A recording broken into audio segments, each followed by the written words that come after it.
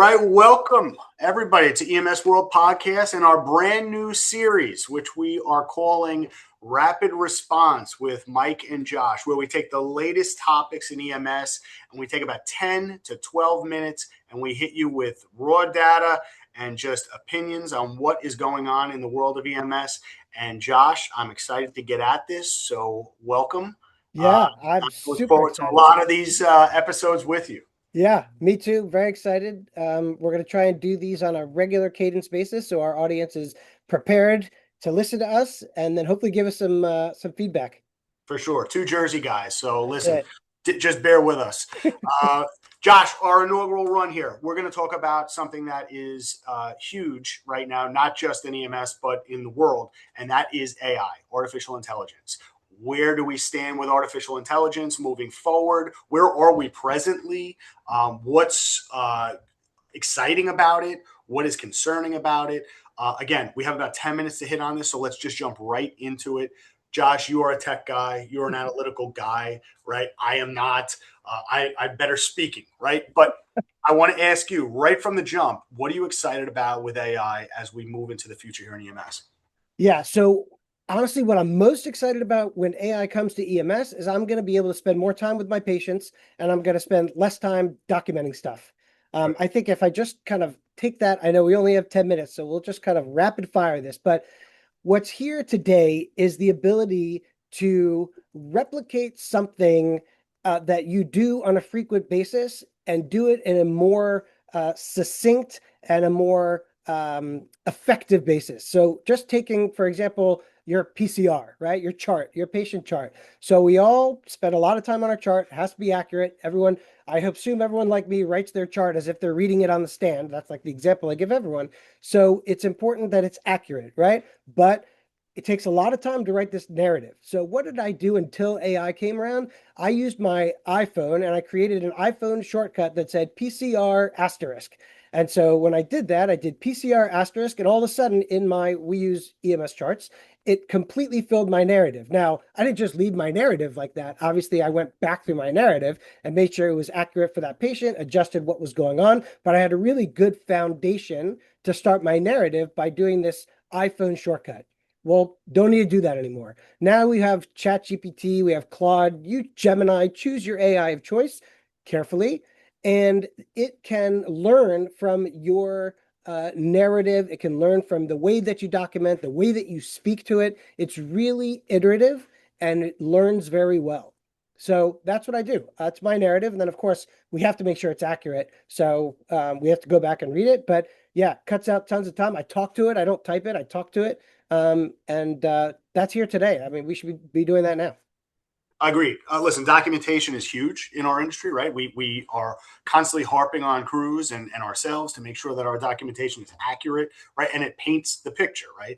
And so as far as I'm concerned with AI, I think you nailed it right on the head as far as you can focus more on the clinical aspect of this and truly dictate what it is you've done. Paint that picture and let AI do the work where it's going to print out this fancy narrative for you. But again, proceed with caution on this, right? Because we've said this in the past. AI is not 100% foolproof, right? We know that there are errors in there. So if we're going to rely 100% on that we can't do, right? But again, there are so many incredible facets to this AI side of things now for documentation, which is going to cut back on a lot of that time for the providers, going to make it a lot easier for them. Yeah, and I mean, listen, it's not a secret. Claude, which is the one that I use mostly, at the bottom of every Claude entry, it says Claude is generative and can make mistakes. Make sure you double check your work. For sure, without question. Training. Talk to me about training because I think that's a really big one right now. We're constantly training in this industry. We have different ways of training. We have simulation and all those different things. But there's also the competency side of things, and I think that AI plays a critical role in a sense where now instead of being overly generic with annual competencies, this can really be more personalized, whereas it's tracking individualized performance, looking at it, identifying the shortcomings, right? And then making some type of adjustment or recommending some type of education, that will correct that action. And then we go and we basically look at the performance again and we close the loop. So I think that there's a lot of interesting facets to the training side of things. Yeah, the winner here is the educator, the clinical coordinator. They've been working really hard, and every year, whether it's the annual competencies or a specific new technology that's coming in, ventilators, it could be a video laryngoscopy, doesn't matter, right? The win here for them is that they've been having to create educational components for each of these environments. Now they have the opportunity to really create not just a new process, one which they don't have to manually create, but that AI is going to do 90% of the work. But not only that, what you pointed out is totally on point. It's iterative. So it sees what is done in a particular session. You will then see, okay, well, this was the experience of the majority of the learners. What do we need to adjust the next time so that they can learn more efficiently and have better outcomes? So the ultimate benefit will be the patient. A little bit upstream from that is the learner, and who's going to see it first is the educator. Yeah, for sure. I mean, I think, like you say, it's going to make their lives a lot easier as well. Whereas we're not just painting everybody with the same brush, right? We're going to be able to get specific data to providers, and it's going to make better providers in the long run. In Yeah. my opinion, QA, QI, again, ease of use, right? I mean, like this is where we are as far as we constantly, looking to better the operations and everything we do and look at everything that we possibly can. But it's really hard.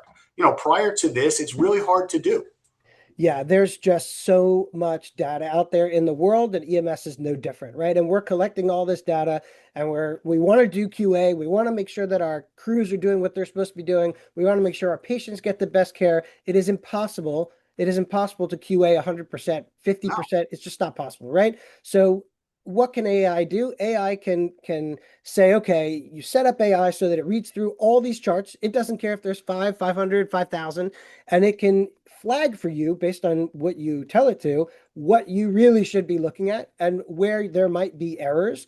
And again, it's not going to be 100%. We shouldn't say that QA should be defined by AI. In other words, I wouldn't want, as a paramedic, I wouldn't want QA to be flagged by AI and send me a flag, right? I would want someone to be clinically to be looking at it, but the clinical person who's looking at it doesn't need to look through 5,000 charts. Now we can say, okay, here's a flag, right? Flagged by AI. Now let's look at it and decide how we can be more effective in getting feedback to our crews.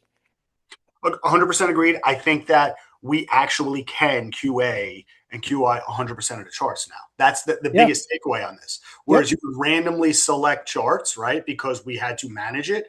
Now you can, and it will spit that information out. Those red flags will get to us a lot quicker, and we'll be able to do it across the board. Awesome stuff. Yep. Awesome stuff. Talk to me about dispatching communications. So this has been going on for some time now. It started in Denmark in a trial, and the idea is that AI can pick up things that the human ear may not because they're listening intently to the actual words coming out of their mouths and the mouths of the caller, right? But if you had, forget AI for a minute, if you had another dispatcher sitting there with the same qualifications as the first dispatcher or call taker, let's say, and they're not just listening and asking questions to like, is the person awake, alert, breathing, etc., but they're listening to what's going on in the environment behind them. That's what AI is doing. AI is not just listening to like he's not breathing, he's on the floor and he's blue. It's listening to the person screaming in the background, right? And the sounds that they're making, the intonations of their voice. So AI is additive. I don't think that we should see it from a dispatcher call taker perspective like their jobs are in jeopardy. I would think about it from their perspective that they have another set of ears listening to what's going on in the background. And the research so far has really shown us that they are picking up cardiac arrest just by ambient environmental noise going on in the background, in addition to what the dispatcher and call taker are taking in by talking to the caller. Let's talk. I want to touch upon real quick. How much time do we have? Where are we at? We have 2 minutes. Okay. I want to talk real quick about the concerns of providers, administrators, and everything else about AI. First and foremost, it's not taking everybody's job in this industry. It cannot, right? one thing that feel very strongly about, and I'm sure you do as well, the human element to our job is extremely important. Right. So data is important and everything else, but you also cannot just utilize that data to judge every job. You just Yeah, can't, because we all know that we have to pivot. Right. Certainly there'd be 100%. punch lists and everything else that you should be going down, but every situation and circumstance is different. So I Yep. think that human element can never be taken out of the equation. Yeah. So the Wall Street Journal, I think now it's probably a year ago, had an article that came out bluntly and said people are losing their jobs to AI, right? And I read the article and I was like, I mean, I guess there will be some people out there that are going to lose their jobs to AI. And then 2 weeks later, the same newspaper, the same Wall Street Journal said, nope, people are not losing their jobs to AI. People are losing their jobs to people who know how to use AI. Boom. Yep. Very important difference. Very Yeah. important difference. And that I think is what you're getting to. So people need to know how to use AI to maximize their abilities. It's not going to change the science and specifically the art of medicine, right? We are humans, we're treating humans, that's not going away. But how we can improve and maximize how we treat our patients, that's where I think the gain is. Without question, I think that we cannot over rely on it, right? If we over rely on it, we lose our ability to have good clinical judgment, Yeah, right? We have to have good clinical judgment. We can't have automation bias and all these other things, if you're just relying on the machine, right? And remember, AI, garbage in, garbage out. If you're giving it back, 100%. you're getting bad things out. So I Yep. think that all of those things need to be considered. I think we're going to have I think we're in the middle of it now, right? We're in the beginning of it. It's only going to progress and manifest, tremendously as we go on.